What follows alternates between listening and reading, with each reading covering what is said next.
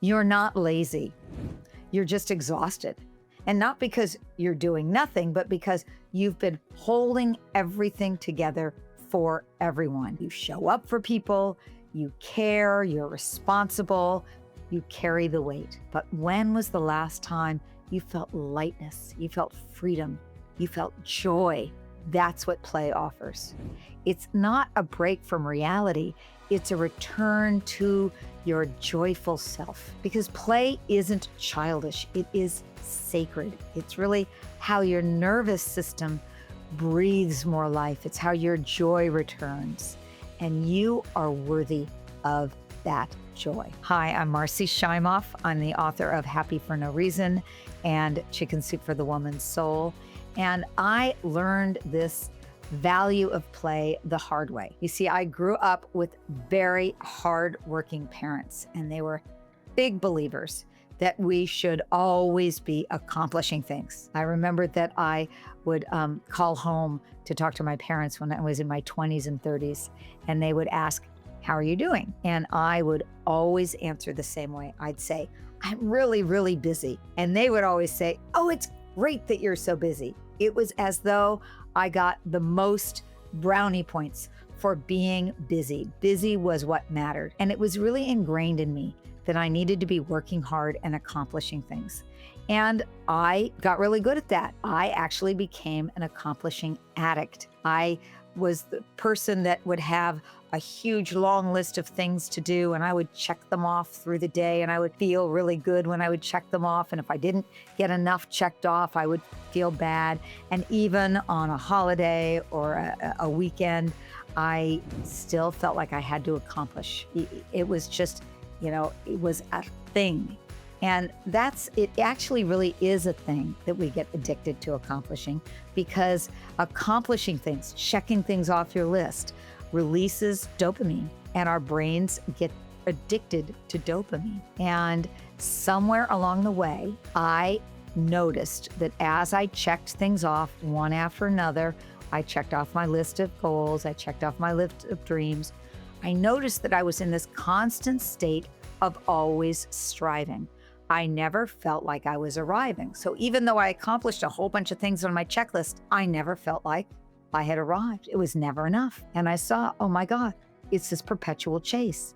It is never, ever going to be done. And that I was postponing my joy and my play for some imaginary finish line that I would never get to, because it would always keep getting pushed off and pushed off and pushed off because of this addiction to accomplishing things. And then one day I was speaking with someone who totally shifted my perspective. I had a very, very wonderful consultant that I used quite often. His name was Bill, and he was a Vedic astrologer. And Vedic astrology is the astrology of East India. And it's very, very precise and scientific. He was actually had a PhD in education and was working for a very large company and a very responsible job. And he would do astrology as well.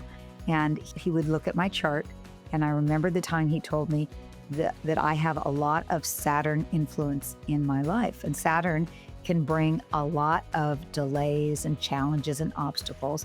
Saturn also makes you a very, very hard worker, which I definitely was. And then Bill said to me, he said, "You know what can help you lighten up the influence of Saturn?"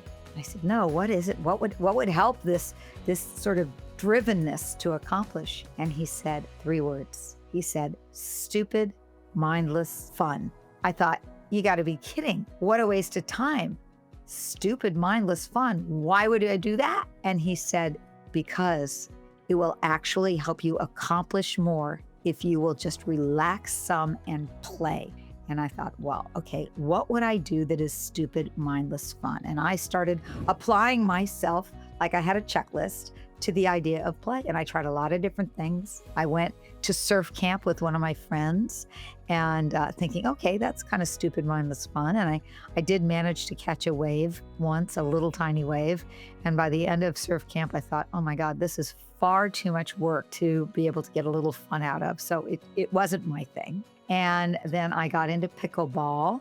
My husband and I played pickleball, and For a while, I really enjoyed it in the beginning, but then I found myself feeling like I had to accomplish, I had to be good, I had to get better, I had to get here, I had to be able to play with those people, I had to be able to get the ball across the court a number of times.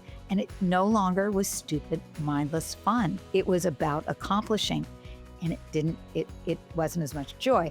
Now I've tried to come back to pickleball. I took a break, and I'm coming back with the idea of it doesn't matter. In fact, the most fun games I've played pickleball with are the people that just don't care. They don't care what the score is. They don't care who wins.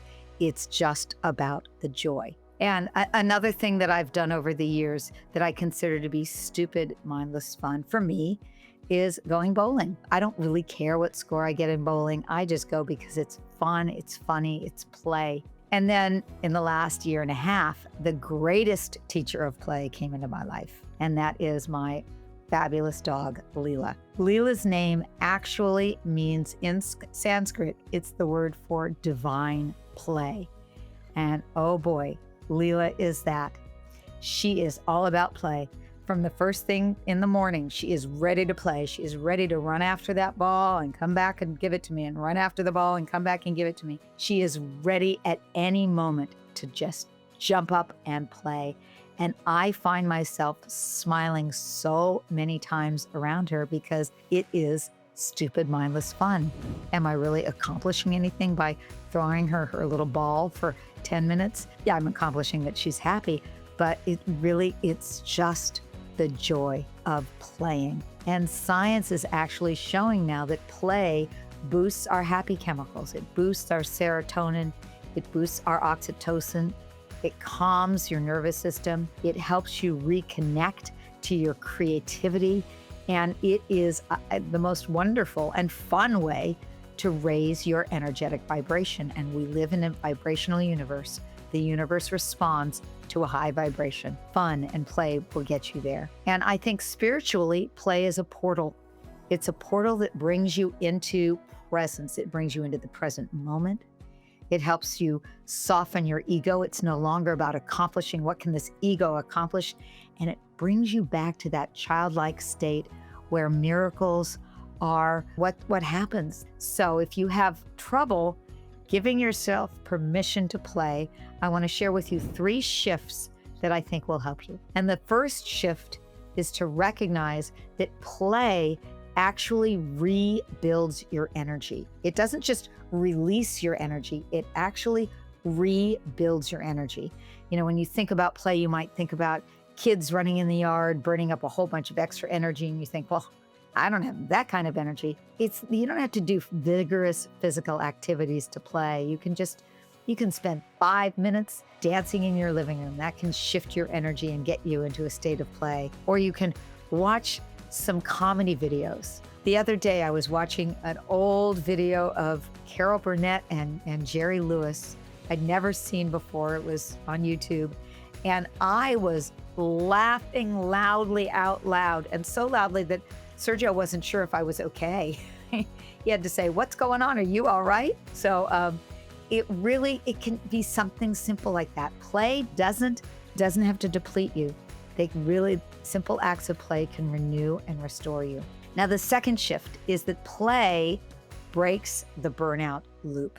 You might really be feeling burned out these days. And you know, a lot of us feel burned out, not perhaps just because we're working hard, but also because there's so much stress in our environment. There's so much going on, so much uncertainty, and so much sort of feeling of anxiety and stress. And we have to juggle the constant anxiety about either world events or about worrying about our loved ones. And this can keep us in that loop of stress that can take a toll on us physically and emotionally. So play breaks those loops of stress, the anxiety loops, and it gets that healthy, life-giving energy moving through you. So break up the daily patterns of stress with just a little play. You know, maybe you could even explore, go outside of your boundaries. Maybe you go to an improv class, or my favorite is I go to Zumba dancing, and that for me is the ultimate play. And then shift number 3. Shift number 3 is that play reconnects you with who you really are. My guess is that you probably have to wear a lot of different hats in your life. You have a few different hats probably at your job and your work. You have other hats when you're at home with your family. You have other hats when you're with your friends or with your community. And most people I found feel like they have to prove themselves a lot of the time in any of those circumstances, whether it's in work or with your family or with friends or in your community. And we need to allow ourselves to just play, because when we do, we meet ourselves again, the true self. We're not there to try to prove anything. We're not there to try to show anybody anything. We are there to connect with that curious, childlike, creative, energetic, silly, wild, spontaneous version of ourselves. And I believe that that version of you and that version of me is closer to the truth than our very polished and perfected versions. Notice the energy that you feel when you feel like you've got to do things perfectly or look a particular way or be polished in a certain way. There's a tension that comes with that. And look at the energy that comes when you are just lost in some stupid, mindless fun or play of the moment where you're not trying to accomplish something. So this week, here is your opportunity to open more to the miracle zone. Just find something to do that is stupid, mindless fun. Just anything. Maybe it's something that you used to love as a kid.